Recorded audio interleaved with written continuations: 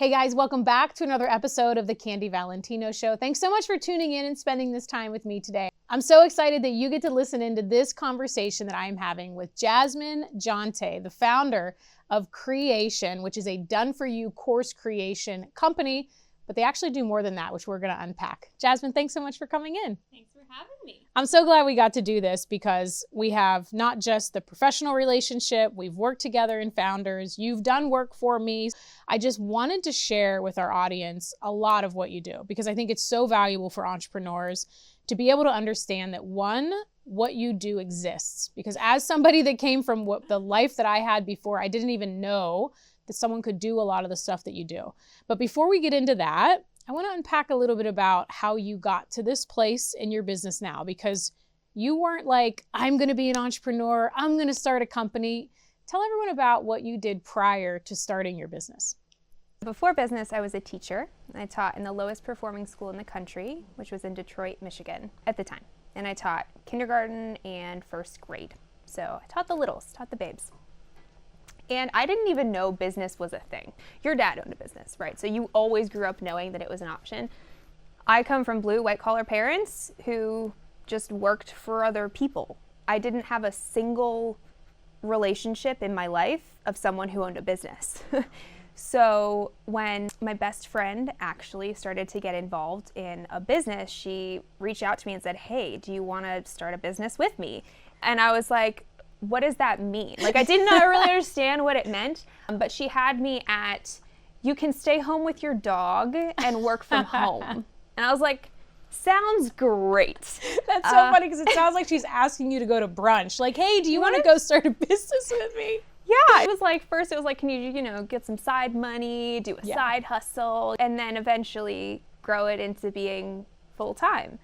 And I think it was part moving away from the pain of being in the classroom, because it was a very toxic workplace that I was in. It was really hard what my kids were going through and just like the compassion fatigue that comes with that over years, but also moving toward the pleasure of I could actually like live my life by design. I could travel, I could own a home, I could potentially earn financial freedom. All of those were completely new ideas outside of the whole go to college, get a job, work forever for someone else, retire, and then live your life. Like that was the paradigm I had. Yeah. That's so fascinating because that's so different. You know, our own reality is all we know, right? For a certain period of time. So it's so interesting that like you didn't even think about that as an option until it was presented. As somebody maybe that's watching or listening right now, that they're in that place of they have a full-time job, maybe they have a side hustle, maybe they're not 100% sure what they want to do. What was the tipping point for you? I mean, obviously she said you can stay at home, but from when did it go from, oh my gosh, I'm going to go all in and quit my safe job and build this business? I realized that if I didn't take that risk, I would never see the reward that I really wanted to see in life, which for me was retiring my parents. So often we hear, your why has to be bigger than you. You need a why that makes you cry, all that. But that why, that's exactly what got me into action, and like scary big action. Not like, oh, I'm gonna, build my little business and like make $100 extra a month.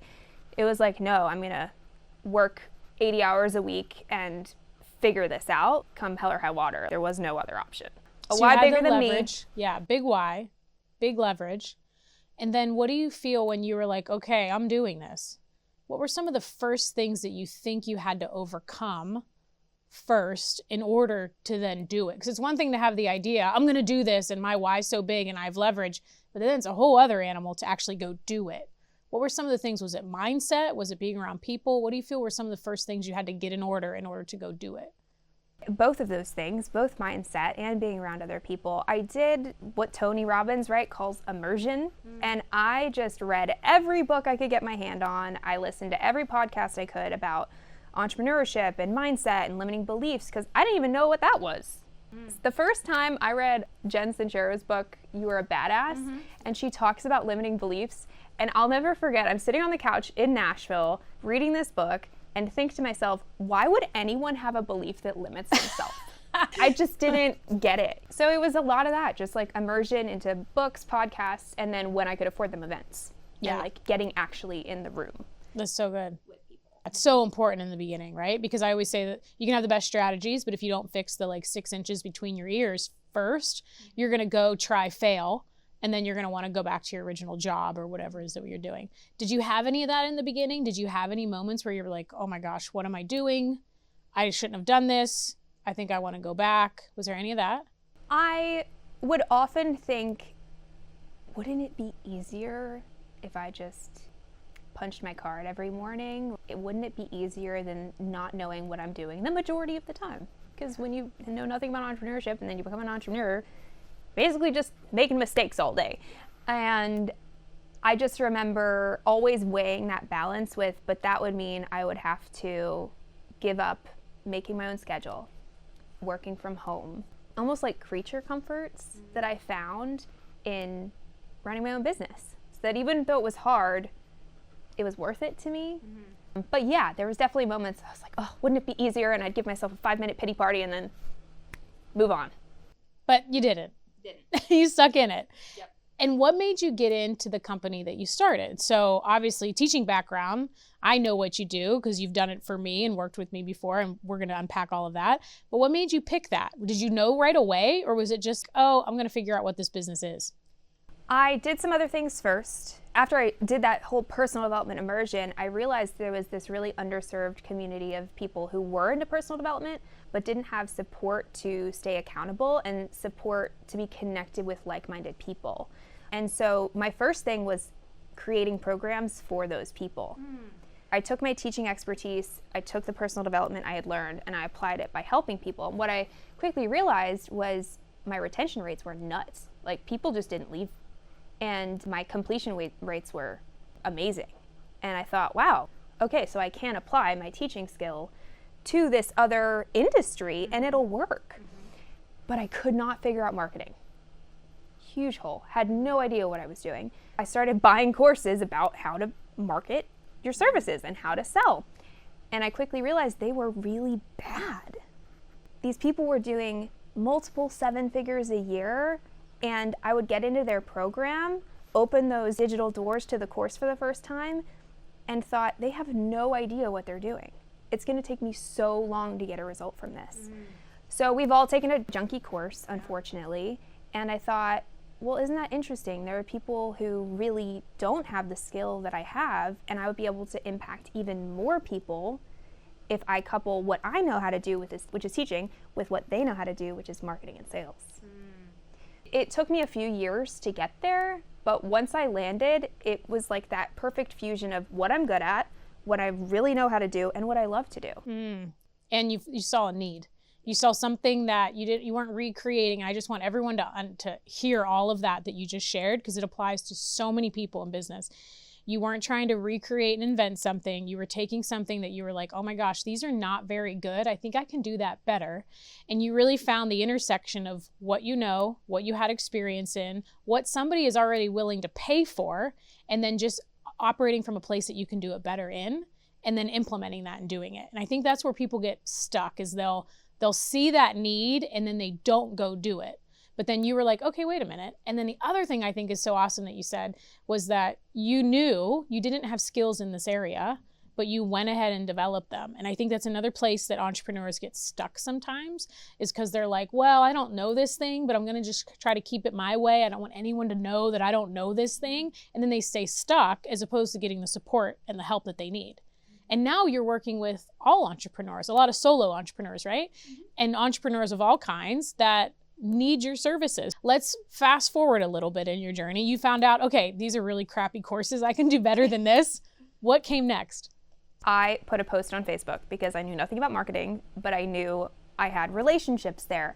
And I went to Facebook and said, I'm an online course ghostwriter. Does anyone need to build a course? And sure enough, like, first 5-figure client off of one Facebook post. Like, it was wild. It was the most money I'd ever made in a day. I come from a $38,000 teaching salary. It was awesome. And the processes and the systems and my method and how I worked with clients, it just flew out of me. Like, it was the easiest thing in the world. Wow.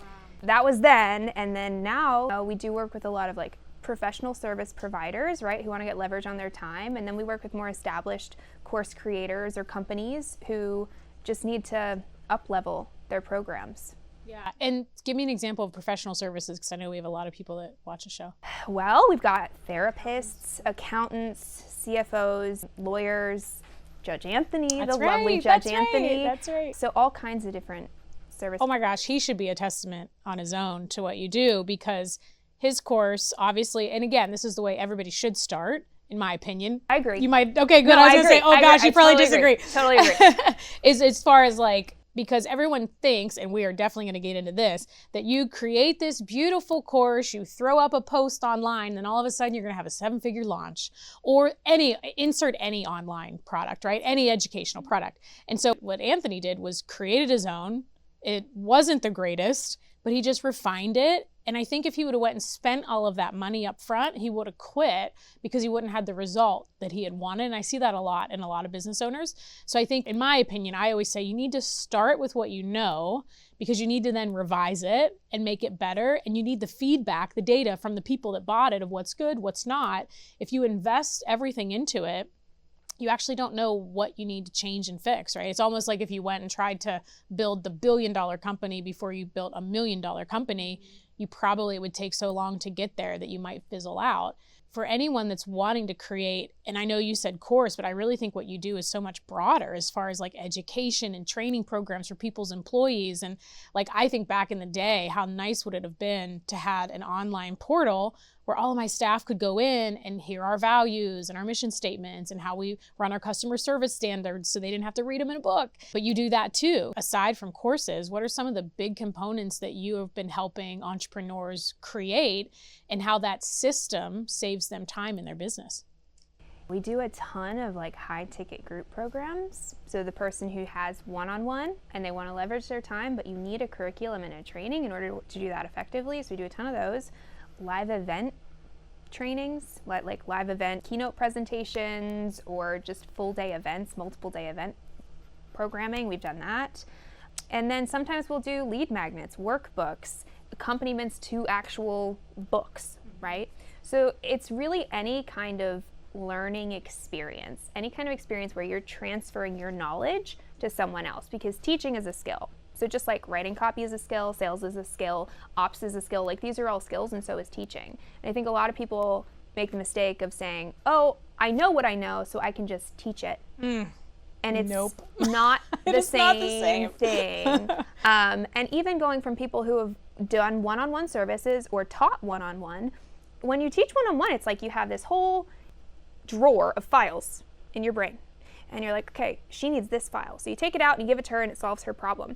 But when you're teaching a group, it's like you need to know the 10 out of 100 files that everybody needs to know and what order to put them in, which is really hard for most entrepreneurs. Really, the teaching skill is what we do. And you're so good at it. And I'm not being paid to say any of this. I actually pay you. But because I've noticed it's one thing to do something. For me, at least, it was so incredibly, my brain is just wired to do it. I actually have to stop my brain and be like, no, wait, how do I teach this? And it took me at least 2 years to even figure that out in a live format with one-to-one people, which was so valuable to me to have consulting clients along the way. Because I'm like, consulting, you're just kind of fixing problems. You're not coaching them on how to solve their own problem, but you always want to leave people better than you found them. So it's like, how can I also transfer this knowledge? And what I love is, even in my next book, you're doing all the graphics, all the worksheets, not you, your company's doing all of the things that it's like, okay, how do I take this point that I know and transfer it to meet the person where they are, which is so much harder than just one-on-one telling someone and adjusting the information. So I love how you said the file cabinet. That's so brilliant. And so the other thing too is anyone needs to do that for all of their employees. So even if you never want to create an education product, you are still educating and training your employees. And I think that's the one sleep zone that most people on what you offer, they don't even think and connect that, like, oh my gosh, I can take all of this stuff that I need to tell every single person I hire, and I can condense it all into one place, and I don't need to be the one to create it all. Like, I think it's massively valuable. Especially for service provider companies, because you can take that content, like I'm thinking of a CFO that we worked with, and we took what she does. Like, what's the tax strategy you love? Hiring your kids. Oh, yeah. And there's a couple of them. Augusta role. Yeah. So we made little like mini courses related to each of those strategies so that someone could buy that program off the website and implement it themselves, or they could hire her and her team to do it. But she uses that exact same training to train her new hires, and they use the same resources, they use the same templates, they use the same spreadsheets. Like, it's literally cut and paste. So it's like this idea of multi-purpose content. And then it develops your own IP, which is, and again, we talk about this on the show, but is going to increase your valuation whenever you go to exit, because now you have all this proprietary that's baked in, which is one of the key P's on getting a high return on EBITDA. So it's like now you're developing proprietary assets, and you can be like, well, that thing really worked. Let's go trademark that. Let's go copyright a book that's on top of that. You can see how opening Pandora's box to see where all of these things can go just by doing one thing. And that's what, I love. How do we do one thing and then get it everywhere?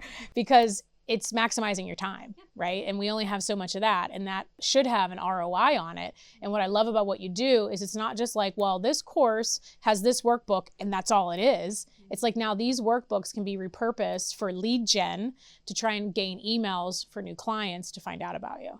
I love that. Is that something you strategically weaved in, or did you just find out like, oh my gosh, these can be repurposed all over the place and save clients money? I think I discovered it somewhere along the way. And probably a client asked me like, can I just use, like, permission, right? Can I just use my own content that I paid you to create? But can I just use this as a lead magnet? And what's great is like the more clients you work with inside of your program, the more they will give you feedback around, you should take this and make it a mini training and put it in the middle of your funnel. And that's where I get really excited, is the entire offer suite and how can we put upsells and cross sells inside of it so that when they're in program 1, they already know about programs 2, 3, and 4, and they can already see themselves inside of it once they're done with program 1. There's all kinds of dynamic things you can do, but you have to think about it from that strategic place, which you're so great at with business, right? Is you amazing strategic brain, and I do that with courses. Like, how can we get the most out of doing this one thing one time? Exactly. And I think we really clicked on that, because that's exactly how I see business. Like, okay, how can we do this? Then how can this apply in a bunch of different ways so that you as the founder get to then work on the business and aren't constantly stuck in it? And let's speak to a moment for the people that are like, well, you know what? Okay, I think I want an education. I'm an attorney. I think this is really great. I obviously have a lot of clients like that because they know that people need that information, upcoming attorneys, or we're just using them as an example. But let's say someone's like, okay, I think I want this education course. I see all these people talk about, you just create this thing and then you put up a Facebook post and then you make hundreds of thousands of dollars, right? What is the real world, if we can kind of like bust through the myth, how does it actually work once you have the product created? Courses do not make you passive income. Oh, did you hear that, guys? Okay. Full stop. I didn't pay her to say that. Courses allow you to leverage your time. And with the extra time that you have, you can then work on marketing so that you have a business that's running without you needing to spend time to create income. Say that one more time.